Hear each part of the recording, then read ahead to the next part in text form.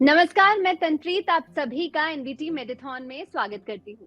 Infertility से लगभग हम सभी वाकिफ हैं और आज जिस टॉपिक पर हम चर्चा करने वाले हैं वो है आईवीएफ, इनफर्टिलिटी के लिए जाना माना उपचार।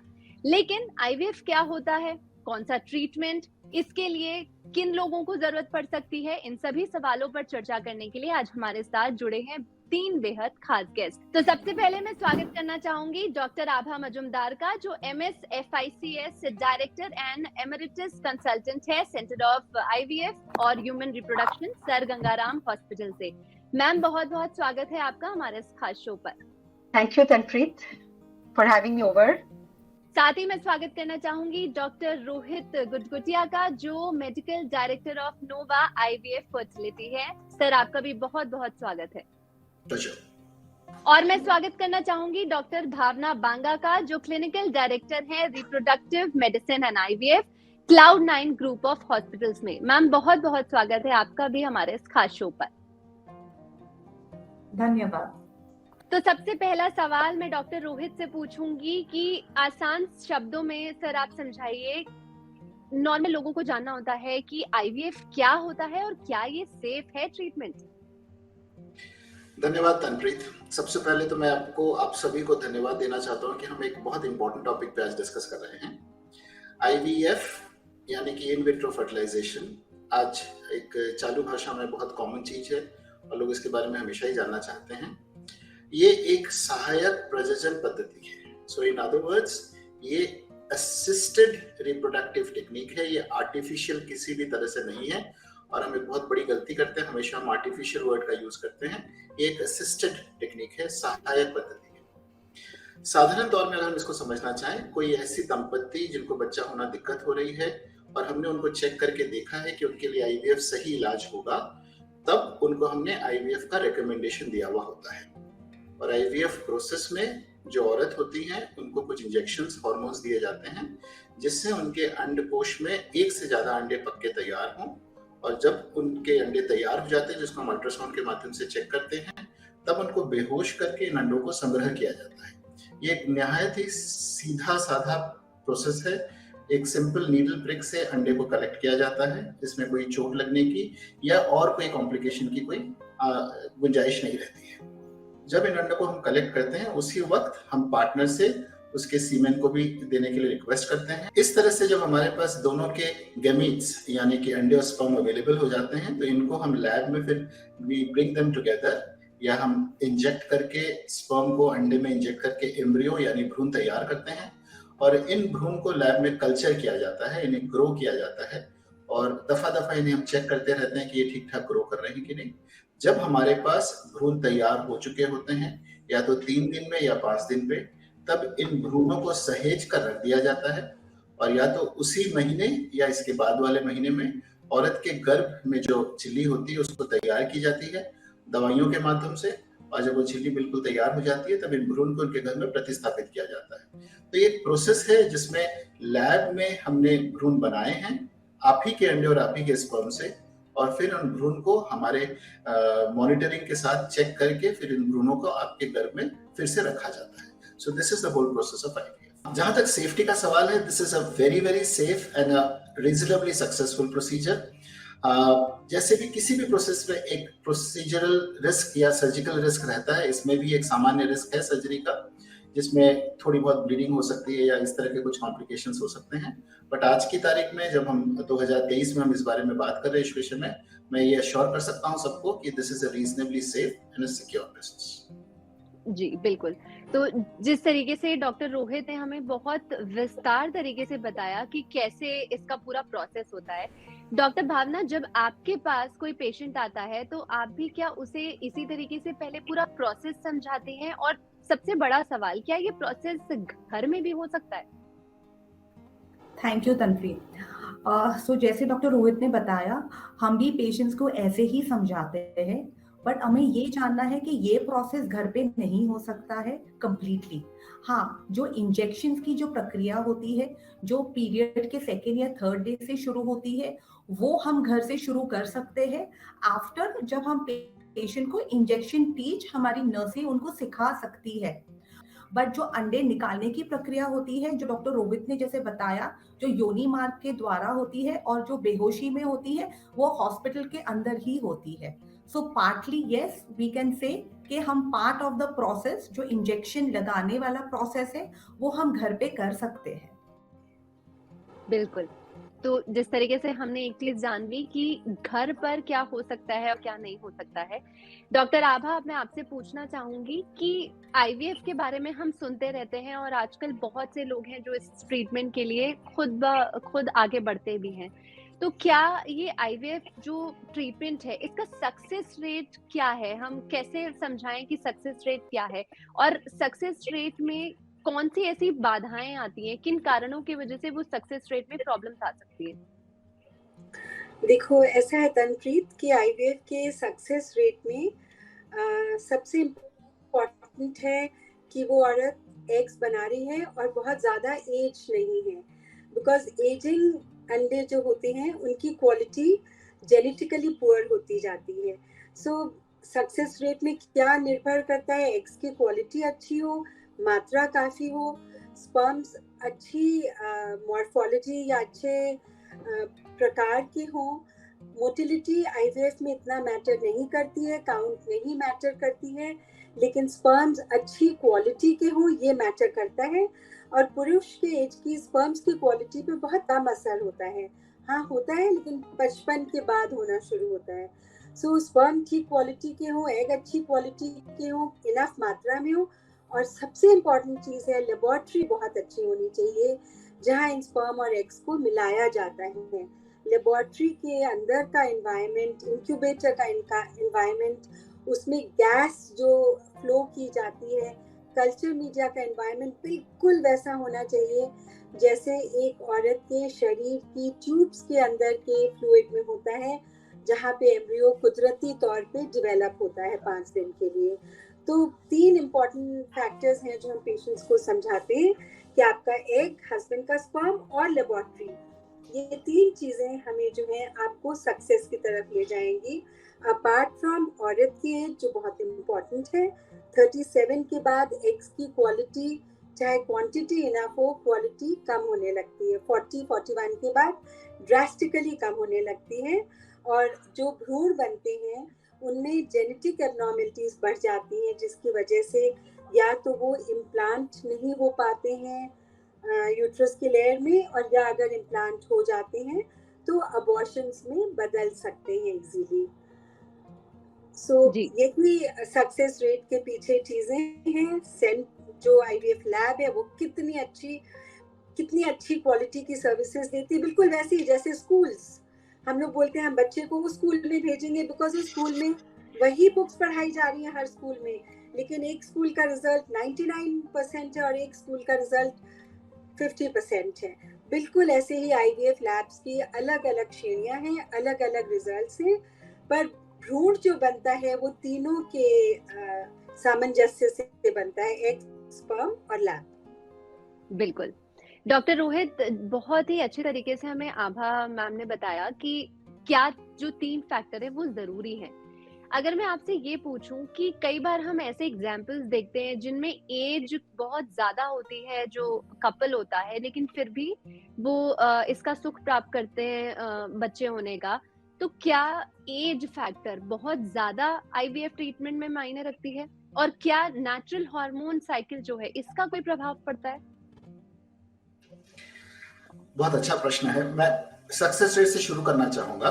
तो हमारी चलती भाषा में हमारे लोगों से बात करते समय लोग सबसे पहले ये जानना चाहते हैं कि आईवीएफ में सक्सेस क्या है। तो आईवीएफ का वैसे देखा जाए तो एम या ध्येय है भ्रूण बना के गर्भ में रखकर उस औरत को एक स्वस्थ बच्चा हो। तो आईवीएफ में लेकिन हम भ्रूण बनाने तक सीमित हैं, फिर वो भ्रूण टिकेगा कि नहीं और टिक के स्वस्थ बच्चा बनेगा कि नहीं, उस ओर में हमारी बहुत ज्यादा काबिलियत आज की तारीख में नहीं आई है। और इसके पीछे एक बहुत बड़ा कारण है, जैसे मैडम ने बताया, उस अंडे की क्वालिटी या उस स्पर्म की क्वालिटी। स्पर्म से उतना फर्क नहीं पड़ता है, लेकिन अंडे से बहुत ज्यादा फर्क पड़ता है।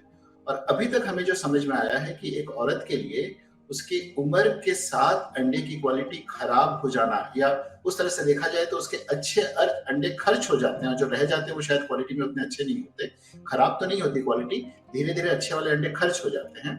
तो ये हमारे में इस तरह से बैठा हुआ है, और हमने लाइफ में यही देखा है कि एज के साथ एक क्वालिटी का एक बहुत बड़ा रिलेशन है। तो यस, हम ज्यादातर केसेस में जब भी कोई दंपति हमारे पास आती है तो हम सबसे पहले तो यही कहते हैं कि आपकी एज के हिसाब से आपका सक्सेस रेट ऐसा हो सकता है। उसके बाद भी कुछ एक्सेप्शंस हैं, कुछ लोग ज्यादा उम्र में भी अपने अंडे से, अपने स्पर्म से प्रेग्नेंट होते हैं। बट एक बात ध्यान रखने के लिए बहुत जरूरी है कि कई बार ऐसे लोग डोनर एग या डोनर स्पर्म का सहारा लेते हैं और उससे भी प्रेग्नेंट होते हैं। अब ये बात ऐसी होती है जो क्लिनिक के हमारे बीच में बात होती है, और ऑब्वियसली इस चीज को हम जग जाहिर नहीं करते, लोगों से डिस्कस नहीं करते। तो कई बार लोगों को ऐसा लगता है कि हो सकता है कि उनको उस उम्र में प्रेगनेंसी आई है तो मेरे को क्यों नहीं आएगी। तो इसमें ये बहुत क्लियर होना बहुत जरूरी है कि शायद उन्होंने डोनर गैमीट्स का सहारा लिया होगा। सेल्फ एग्स में एज का बहुत बड़ा रिलेशन है, और इसलिए हम बार बार आपके माध्यम से, औरों के माध्यम से ये संदेश लोगों तक पहुंचाना चाहते हैं कि कम उम्र में सही अंडे की क्वालिटी और सही स्पर्म की क्वालिटी से काम किया जाए तो healthy baby and pregnancy rates दोनों पे अच्छा प्रभाव रहता है। ये बात को हमको दिमाग में। बिल्कुल। तो जी डॉक्टर आभा, मैं ये और जोड़ना चाहूंगी, डॉक्टर रोहित ने कहा सक्सेस रेट। एक जमाने में हम लोग बोलते थे प्रेगनेंसी रेट हमारा सक्सेस रेट है, लेकिन अब हम लोग बोलते हैं लाइव बर्थ रेट हमारा सक्सेस है। लाइव बर्थ से मतलब हर वो भ्रूण जो हम यूट्रस में प्रत्यारोपण करते हैं वो पहले प्रेग्नेंट करे लेडी को, और फिर अबॉर्शन ना हो। ये बहुत इंपॉर्टेंट चीज है, वो पूरे दिन तक जाए, 8-9 महीने पे जाके जब बच्चा डिलीवर होता है तो हम बोलते हैं कि हमारे आईवीएफ का लाइव बर्थ रेट क्या है। आजकल सक्सेस रेट को प्रेगनेंसी रेट में नहीं नापा जाता है। प्रेगनेंसी रेट 50% भी हो तो लाइव बर्थ रेट हो सकता है 25% हो सकता है 30% हो, और हो सकता है 35% हो। ये डिपेंड करेगा कि कितनी प्रेगनेंसीज पूरे टर्म तक जाते हुए खो जाती हैं। और जैसा एल्डरली लोगों के बारे में हमने बोला, उनमें प्रेगनेंसीज काफी हो जाती हैं अपने खुद के एक से एक उम्र के बाद, लेकिन वो सब रास्ते में अबॉर्ट कर जाती हैं, इसलिए live birth rate eventually come हो जाता है। आजकल अच्छी लेबोरेटरीज प्रेगनेंसी रेट 60% दे देती हैं, पर लाइव बर्थ रेट अभी भी 40% से कम ही रहता है। बिल्कुल। डॉक्टर भावना, जिस तरीके से डॉक्टर आभा ने और डॉक्टर रोहित ने बताया कि एज बहुत फैक्टर जो है ये मायने रखता है, लेकिन हमने कई बार देखा है कि कम एज के कपल होते हैं, स्पेशली फीमेल्स जो कम एज की है, उनमें भी हमें ऐसी चीजें देखने को मिलती हैं और वो आईवीएफ ट्रीटमेंट के लिए आगे आती हैं। तो जो एग और स्पर्म की जो गुणवत्ता है, जो उसकी क्वालिटी है, उसका आप एनालिसिस कैसे करते हैं और छोटी एज में कैसे आप समझ पाते हैं कि इनमें ये प्रॉब्लम है?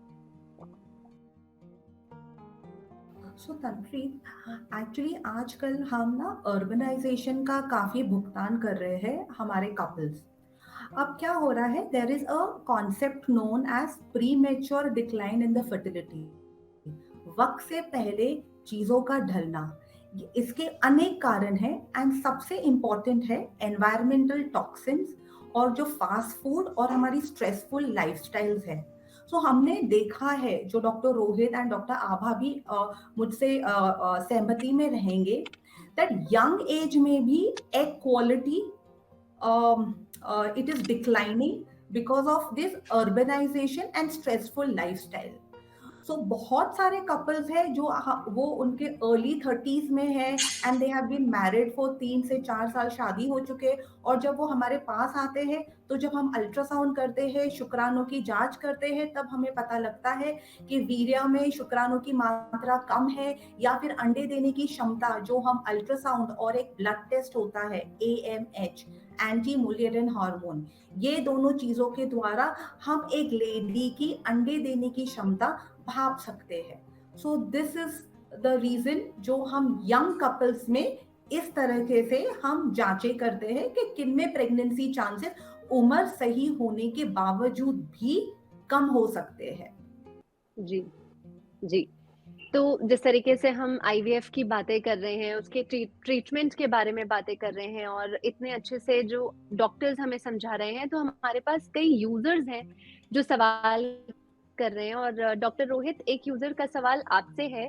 उनका कहना है कि आईवीएफ के लिए जाने से पहले की क्या तैयारी होनी चाहिए, इसके बारे में आप थोड़ा क्लियर तरीके से बताएं। तो सबसे पहले तो हमें ये समझना चाहिए कि IVF is a medical advice, यानी कि आपके प्रशिक्षित ट्रेंड डॉक्टर ने आपको सही तरीके से एग्जामिन करके आपको एडवाइस किया है कि आपको आईवीएफ करना जरूरी है। किसी भी शौकिया तौर पे आईवीएफ करना शायद हमारे लिए सही तरीका नहीं है। एक बार जब आईवीएफ का एडवाइस आपको मिल चुका होता है तो आपके पास कुछ समय रहता है खुद को तैयार करने के लिए। तैयारी आर्थिक हो ही सकती है क्योंकि आईवीएफ आज भी एक महंगा इलाज है। ज्यादातर लोगों को जो मिडिल क्लास से बिलोंग करते हैं उनके लिए आईवीएफ के लिए तैयारी करनी होती है। तो ये छिपा हुआ नहीं है, ये एक सच्चाई है। तो खुद को तैयार करना पड़ता है। इसके साथ आपको एक मानसिक तैयारी करनी पड़ती है। डॉक्टर भावना ने मेंशन किया कि आज की तारीख में डबल इनकम, हस्बैंड वाइफ दोनों ही कामकाजी हैं, काम से निकलते हैं, लेट लौटते हैं, तो उनको खुद को मानसिक रूप से तैयार करना पड़ता है कि एक प्रोसेस है, इसके लिए उनको तैयार होना जरूरी है। और सबसे इंपॉर्टेंट है शारीरिक रूप से खुद को तैयार करना। तो शारीरिक रूप से किसी भी तरह का जो एडिक्शन है, चाहे वो स्मोकिंग हो, अल्कोहल हो, this has to be avoided at all cost. Early to bed, early to rise, कम से कम 6 से 8 घंटा रोज सोना बहुत जरूरी है। ये भी ऑब्वियसली हम बोलते ज्यादा हैं, हम खुद भी नहीं कर पाते अपने प्रैक्टिस में, but this is very very important. और खान पान के लिए भी बहुत जरूरी है कि हम सही तरह का बैलेंस न्यूट्रिशियस फूड लें। इन चीजों को लेने से और करने से हमारे जो भीतरी जो सिस्टम है, जो मेटाबॉलिज्म है, वो इम्प्रूव करता है और उसका कहीं ना कहीं इम्पैक्ट हमारी क्वालिटी और स्पर्म क्वालिटी पे डेफिनेटली आता है। एक बार पूरा प्रोसेस समझना, उसके लिए फाइनेंशियली और मेंटली तैयार होना और भीतर से खुद को शारीरिक रूप से क्लींस करके फिर आईवीएफ शुरू करना, मेरे ख्याल से ये सही तरीका है। जी, डॉक्टर भावना ऐड करना चाहते हैं? बेसिकली मैं जो एक बहुत ही इम्पोर्टेंट पॉइंट ये है जो हम हमारे ऑडियंस को समझाना चाहेंगे और बताना चाहेंगे, that one has to be mentally fit.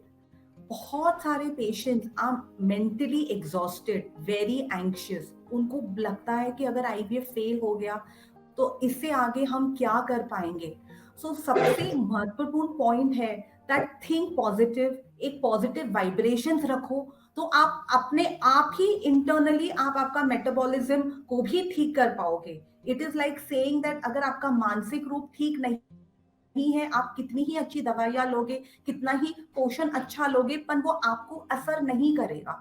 So please understand that IVF is a technology जो आपको बेहतर प्रेगनेंसी के चांसेस दे सकता है। आप डू नॉट थिंक कि अगर गलत अगर रिजल्ट नेगेटिव हो जाएगा तो हमारा क्या होगा। आप ये सोचिएगा कि अगर हम ये टेक्नोलॉजी अपनाते हैं, अगर आप with the reference of your fertility specialist, आप कितनी खुशियां आपके घर पे ला पाओगे। तो लेट्स हैव द यूनिवर्स, एक पॉजिटिव वाइब्रेशन आप यूनिवर्स को भेजिए और वही पॉजिटिव वाइब्रेशन आपके पास आएंगे और हम एज डॉक्टर्स तो आपकी जर्नी में आपके साथ हमेशा रहेंगे। So this is a very important point we need to tell to our audience. बिल्कुल। तो जिस तरीके से डॉक्टर भावना ने बताया कि पॉजिटिविटी कितनी जरूरी है और डॉक्टर रोहित ने बताया कि लाइफस्टाइल कितनी मैटर करती है जब भी आप आईवीएफ ट्रीटमेंट के लिए जाएं। डॉक्टर आभा, एक फीमेल यूजर है जो ये पूछना चाहती है कि क्या अबॉर्शन के मामले में आईवीएफ करवाने की राय दी जाती है? अगर हाँ, तो ऐसे केस के जो पेशेंट्स होते हैं उनमें आईवीएफ की जो सफलता दर है वो क्या है? देखिए, ऐसा है तनप्रीत कि आईवीएफ सिर्फ प्रेग्नेंट करने का तरीका है। उसके आगे बॉडी का क्या इंटरेक्शन है उस प्रेगनेंसी के साथ, उस पे डिपेंड करता है कि वो अबॉर्शन होगा या वो प्रेगनेंसी चलेगी। बहुत लोग हैं जिनके 3-3, 4-4, 5-5 अबॉर्शन हो जाते हैं, फिर वो आते हैं कि हमें सलाह दी गई है आईवीएफ कर दें तो हमारा बच्चा चल जाएगा। उनको बहुत अच्छे से समझाना पड़ता है कि आईवीएफ आपके प्रेगनेंसी की कंटिन्यूएशन का ट्रीटमेंट नहीं है, सिर्फ प्रेग्नेंट करने का तरीका है। कंटिन्यूएशन में जो चीज प्रॉब्लम डाल रही है, अगर वो हम फैक्टर ढूंढ पाते हैं तो हमें उस फैक्टर को ट्रीट करना होगा जब आप प्रेग्नेंट हो जाएंगी, to prevent an abortion. IVF आपका अबॉर्शन नहीं रोक सकता है। जी तो इसलिए ये गलत लोगों के मन में धारणा बनी है कि अगर मेरा बार बार बच्चा अबॉर्ट हो रहा है और मैं आईवीएफ करा के उससे प्रेग्नेंट हो जाऊं तो अबॉर्शन नहीं होगा। Yes, it is a matter of luck कि वो प्रेगनेंसी चल जाए किसी वजह से, जैसे कि एक नेचुरल प्रेगनेंसी भी 3 अबॉर्शंस के बाद आराम से चल जाती है। सो सेम वे आईवीएफ की भी चल सकती है, पर सिर्फ बिकॉज आईवीएफ इसलिए करा रहे हैं कि अबॉर्शन ना हो, ये बिल्कुल गलत एक मिथ है जिसको हमें बहुत क्लियर कर देना चाहिए पेशेंट्स को कि ये अबॉर्शन रोकने का तरीका नहीं है। अगर तुम खुद प्रेग्नेंट हो रहे हो, हम आपकी प्रेगनेंसी को सपोर्ट करेंगे ड्यूरिंग योर प्रेगनेंसी, लेकिन आप आईवीएफ करने की कोई जरूरत नहीं है आपको। जी। तो डॉक्टर, जिस तरीके से आपने अबॉर्शंस के बारे में बताया, तो क्या ये सारी चीजें मिसकैरेजेस के लिए भी मान्य है? अगर किसी का बार बार मिसकैरेज हो गया है नॉर्मल प्रेगनेंसी से, तब भी क्या आप उसे आईवीएफ की सलाह देते हैं? नहीं देते हैं। अगर बार बार मिसकैरेज हो रहा है नॉर्मली प्रेग्नेंट होने से, आईवीएफ में बार बार एक ही चीज बोल रही हूँ, सिर्फ प्रेग्नेंट होने का तरीका है। वो आईवीएफ से प्रेग्नेंट होके फिर मिसकैरी कर सकती है अगर उसके बॉडी में वो फैक्टर है जो मिसकैरेज का रिस्पॉन्सिबल है। सिर्फ एक रीजन है, अगर जेनेटिक ट्रांसलोकेशन है हस्बैंड या वाइफ के क्रोमोसोम्स में, तो आईवीएफ प्रोबेबली उसको डिटेक्ट कर सकता है भ्रूण में बायोप्सी करके, और वो ट्रांसलोकेशन जब इम्बैलेंस्ड होता है उस भ्रूण को अलग कर देते हैं, और बैलेंस्ड वाला भ्रूण अगर हम यूट्रस में रखें तो हमने कॉज को ट्रीट कर दिया है। इसलिए आईवीएफ उसकी उस प्रेगनेंसी को पूरे दिन तक ले जाने में हेल्प करेगा। इसके अलावा और कोई रीजन नहीं है जिसमें कि बार बार अबॉर्शन के बाद किसी भी औरत को आईवीएफ के लिए जाना चाहिए। जी। डॉक्टर रोहित एक यूजर हैं जो आपसे ये जानना चाहते हैं कि ये जो पूरा प्रोसेस होता है आईवीएफ का, उसमें वो कितना पेनफुल है और क्या बहुत ज्यादा उसमें सर्जरी इन्वॉल्व होती है? देखिए, जैसा हमने पहले भी बात करी, IVF is a reasonably safe and we would say a moderately successful treatment method. लेकिन अभी भी एक प्रोसेस अंडर एवोल्यूशन है। आज मैं 15-18 साल से ये काम कर रहा हूँ और मैंने भी देखा है कि ये प्रोसेस पहले से काफी सीधा और आसान हुआ है from the point of view of patient. तो पहले के दिनों में हम एक पेशेंट को एक IVF के लिए करीब 40 इंजेक्शंस लगाते थे। ये इंजेक्शंस वैसे तो पेनफुल नहीं होते, लेकिन बिल्कुल नियम से एक ही टाइम पे लेना पड़ता है। आज की तारीख में हम इस अवस्था में पहुंच गए हैं कि 14 या 15 इंजेक्शन से हमारा काम हो जाता है।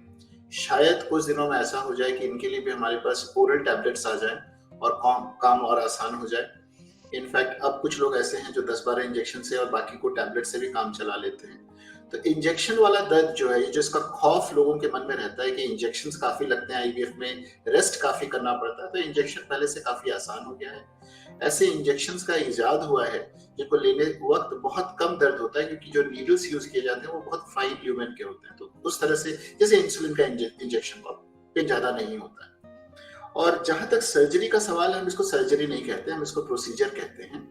तो प्रोसीजर में जैसा कि डॉक्टर भावना ने बताया कि एक नीडल को प्रिक किया जाता है योनि मार्ग के द्वारा अल्ट्रासाउंड गाइडेंस में, और ओवरी में जाके उन अंडों को निकाला जाता है।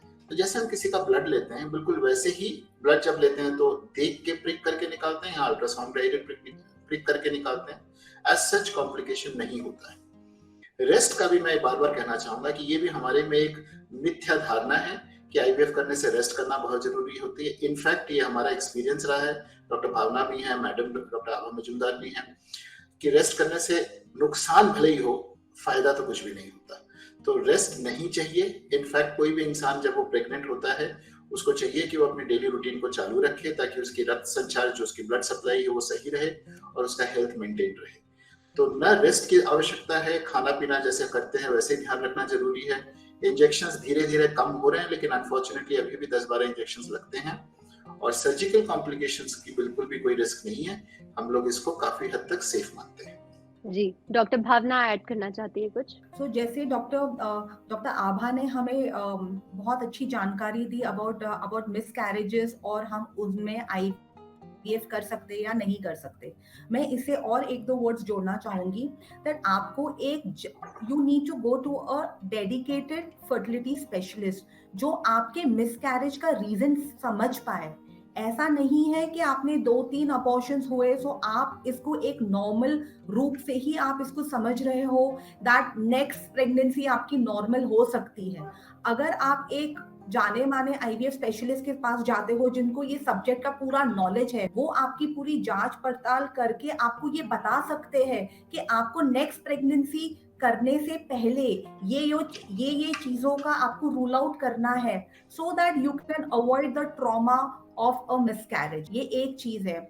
और मैं दूसरी चीज ये हाईलाइट करना चाहूंगी कि जैसे कि हमने बताया कि कितना इम्पोर्टेंट है एक आईवीएफ लेबोरेटरी का होना, और इसके साथ साथ बहुत ही इम्पोर्टेंट है एम्ब्रियोलॉजिस्ट।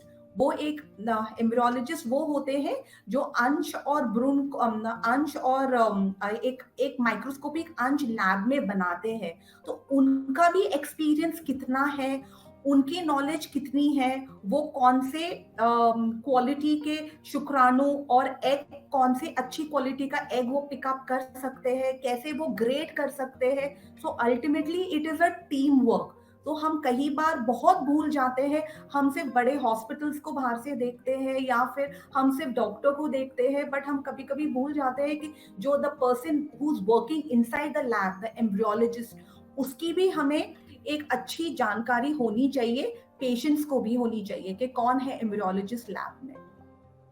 बिल्कुल, यस डॉक्टर आभा। मैं भावना की बात से पूरी तरह से राजी हूँ। खाली एक चीज, मैं अपने पेशेंट्स को, वो कहते हैं हम कैसे जाने कि ये लैब अच्छी है कि नहीं। 3 इम्पॉर्टेंट चीजें हैं। एक, हम बोलते हैं कि जब आपका साइकिल फेल हो तो आप सिर्फ अपने क्लिनिशियन से मत मिलिए, आप उनके एम्ब्रियोलॉजिस्ट से जरूर मिलें, और क्लिनिशियन और एम्ब्रियोलॉजिस्ट दोनों बैठ के आपकी फेलियर काउंसलिंग करें कि क्या क्या चीजें इम्प्रूव की जा सकती हैं कि आपकी नेक्स्ट जो एम्ब्रियो डालेंगे या आईवीएफ करेंगे वो सक्सेसफुल हो सके। तो बोलती हूँ सबको कि प्लीज एक डिस्चार्ज पेपर जरूर लीजिए, जैसे प्रोसीजर में होता है। आईवीएफ बिल्कुल वैसा ही प्रोसीजर है, भले ही डे केयर की तरह होता हो, छोटा प्रोसीजर हो, पर डिटेल हर एग जो निकाला गया है उसका पूरा विवरण होना चाहिए। हर एग से जो भ्रूण बना है उसका विवरण, उसकी क्वालिटी, उसकी ग्रेडिंग, सब कुछ उस डिस्चार्ज पेपर में लिखा होना चाहिए। और ये भी लिखा होना चाहिए कि क्या दवाइयाँ मिली, सबका एक पूरी समरी होनी बहुत जरूरी है। जो लोग समरी नहीं देते हैं, प्लीज उस लैब में या उस सेंटर में दोबारा मत जाइए, वो लोग एथिकल प्रैक्टिस नहीं कर रहे हैं। और तीसरी चीज जो भावना ने बोली कि सिर्फ आईवीएफ स्पेशलिस्ट ही अबॉर्शन के कारण पता लगाते हैं, मैं ये कहना चाहूंगी कि कोई भी गायनेकोलॉजिस्ट जो पोस्ट ग्रेजुएट है वो बहुत अच्छे से लोगों को एग्जामिन कर सकते हैं, काउंसिल कर सकते हैं, और वो सारे कारण ढूंढ सकते हैं, स्पेशली ऑब्स्टेट्रिशियंस, क्या कारण है जिसकी वजह से बार बार अबॉर्शन हो रहा है।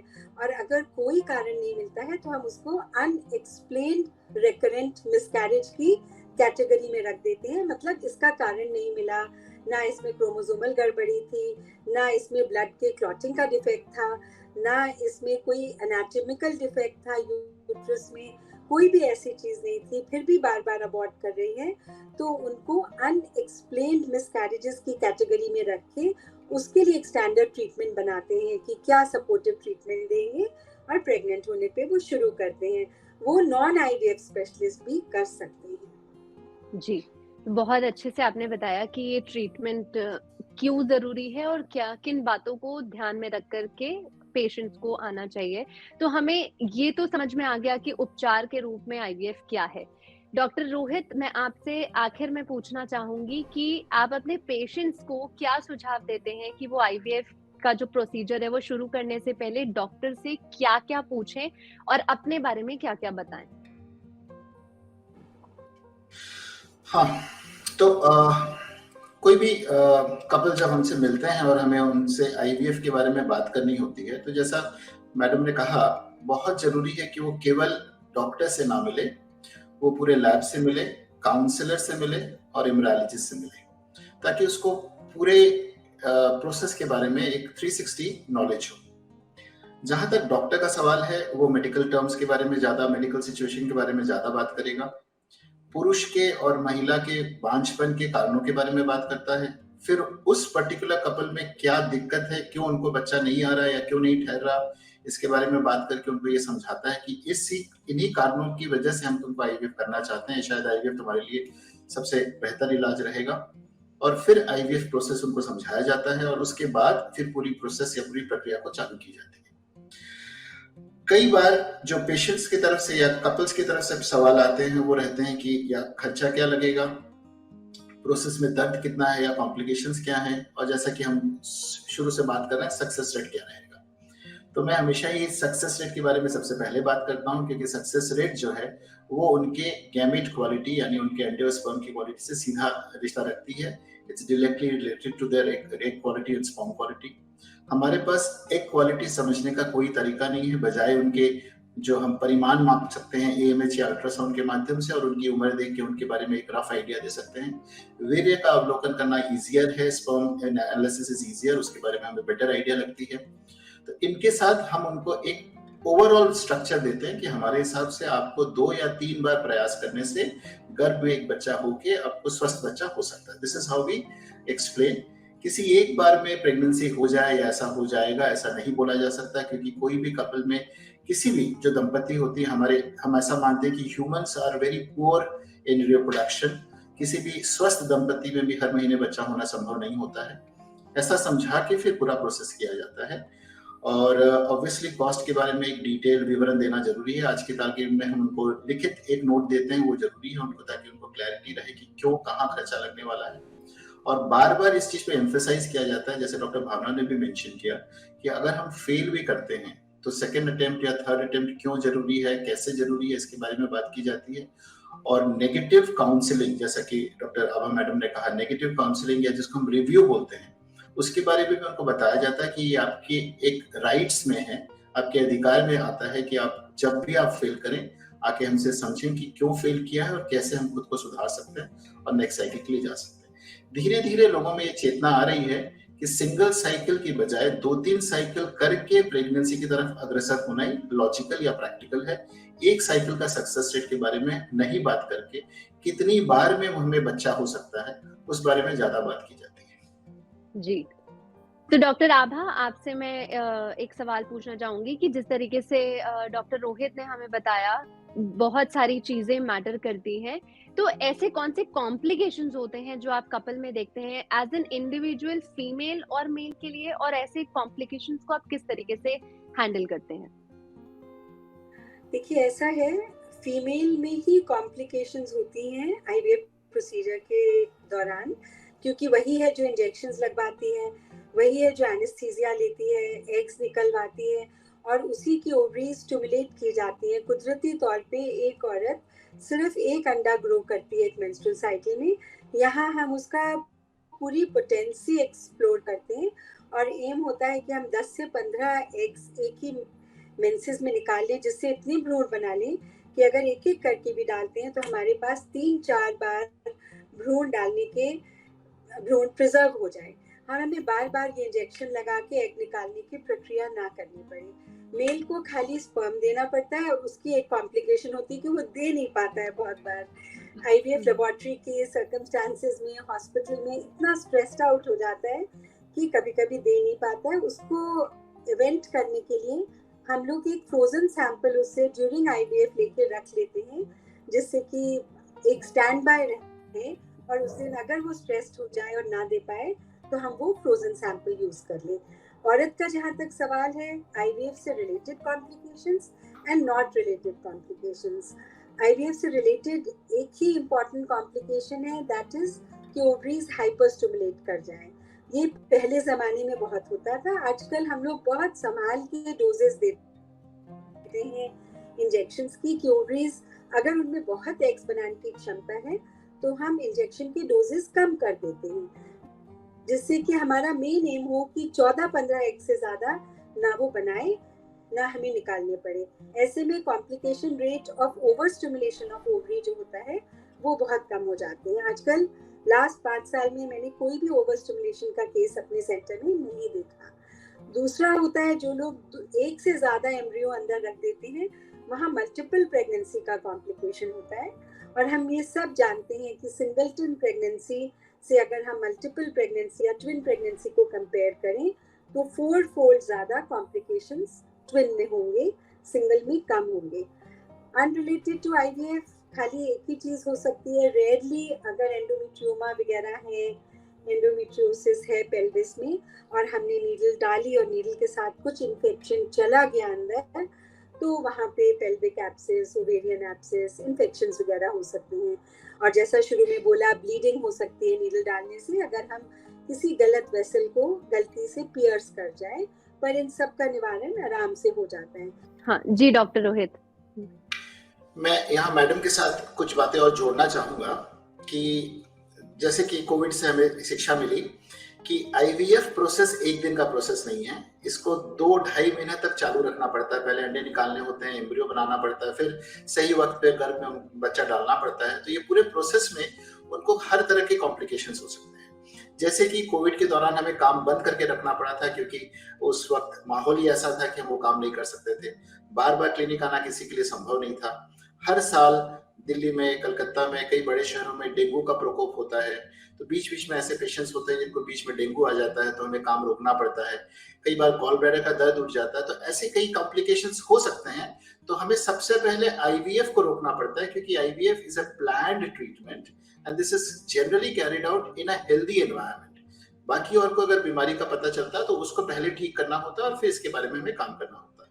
That is one point. दूसरा मैं और भी कहना चाहूंगा कि आईवीएफ प्रोसेस में, पूरे प्रोसेस में 2-3 चीजें और दिमाग में रखनी पड़ती हैं कि हमें बहुत सावधानी से लोगों के वीर्य, शुक्राणु और अंडे के साथ काम करना होता है। आज की तारीख में उतना डर नहीं है, लेकिन पहले मिक्सिंग ऑफ गैमेट्स का भी एक रिस्क रहता था। लैब में एम्ब्रियो खराब हो सकते थे या गलत एम्ब्रियो बन सकते थे, फिर गलत एम्ब्रियो गर्भ में भी जा सकते थे। तो उसके लिए भी आजकल सावधानियां बनाई दी गई हैं, उसको हम मानते भी हैं सब। इन सब चीजों को भी दिमाग में रखते हुए काम को करना पड़ता है। जी डॉक्टर भावना, एक बड़ा ही सिंपल सा सवाल है मेरा आपसे। एक आईवीएफ ट्रीटमेंट आपने किसी पेशेंट का किया लेकिन वो फेल हो गया, ऐसे कितनी बार आईवीएफ ट्रीटमेंट एक ही कपल ले सकता है? जितनी बार चाहे। इसमें doctor Abha is correct. Ideally 3-4 बार बहुत होता है, उससे ज्यादा हम लोग नहीं जानते।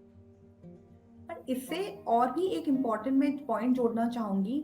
हमारे पहले आईवीएफ साइकिल का जो हमारे पास रिपोर्ट है, जो डिटेल समरी जो हमें मिलती है, उसके आधार पे भी हम बहुत कुछ डिसाइड कर पाते हैं कि हमें पेशेंट को दूसरा आईवीएफ साइकिल करवाना चाहिए या नहीं करवाना चाहिए। But on an average a patient can do 3 to 4 times egg collections। अभी कुछ पेशेंट्स का कहना है कि पीपल हमारे पास आते हैं कि डॉक्टर हमने 6 या 7 बार आईवीएफ साइकिल्स कराए हैं, पर जब हम डिटेल हिस्ट्री में जाते हैं तब हमें पता लगता है कि उन्होंने सिर्फ 2 या 3 बार अंडे निकालने की प्रक्रिया की और फिर उन्होंने 4-5 बार एम्ब्रियो ट्रांसफर किया। सो हमारे आईवीएफ पॉइंट ऑफ व्यू में डॉक्टर रोहित और डॉक्टर आभा मेरे से could be this agree that हमारे लिए आईवीएफ 2 या 3 बार ही हुआ है, क्योंकि जो वही कोहोर्ट से हमने भ्रूण बनाए हैं और उन्हीं को हमने लेडी के गर्भाशय में डाले हैं। So it is very important to understand, पहला साइकिल हमें बहुत सारी जानकारी देता है और इसके लिए हमें एक अच्छी लैब, एक अच्छा एम्ब्रियोलॉजिस्ट और doctor as an IVF specialist, उनकी कितनी समझ है सब्जेक्ट के बारे में, उस पे भी बहुत डिपेंड करता है कि हम पेशेंट को क्या एडवाइस दे सके। जी, तो आईवीएफ क्या होता है, किस तरीके से ट्रीटमेंट लिया जाता है, कैसे कॉम्प्लिकेशंस आते हैं, कैसे कपल्स के सवाल होते हैं, इस पर हमने विस्तार से बात की। हमारे और हमारे दर्शकों के सवालों के इतने अच्छे से जवाब देने के लिए आप तीनों डॉक्टर्स का बहुत बहुत मैं धन्यवाद करती हूँ। आप सभी से बात कर बहुत अच्छा लगा। तो जी, तो इस सेशन को मैं यही विराम दूंगी, लेकिन दर्शकों अभी आपको कहीं नहीं जाना है क्योंकि मेडिथॉन का सिलसिला अभी जारी है। तो thank you doctors very much. Thank you तनप्रीत।